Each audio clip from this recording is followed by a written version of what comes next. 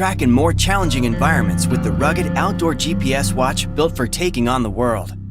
Find out how to use the basic navigation features on your Instinct.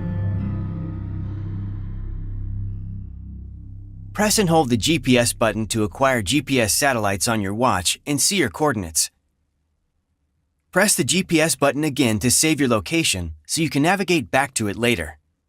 To navigate a course or pre-planned route, a previously recorded activity, or back to one of your saved locations, select Navigate from the Activities list. Scroll down to Saved Locations and select Go To. And Instinct will guide you to your destination. Scroll down to see how far you are from your destination, your estimated time left to travel, estimated time of arrival, and more. While recording an activity, you can use Instinct to navigate back to your starting location. For example, start a hike activity from the Activities list.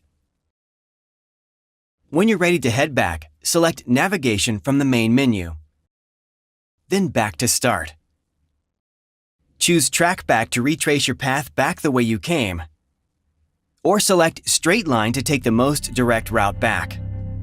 Check out the other videos in this series to learn more about using Instinct. Thanks for watching.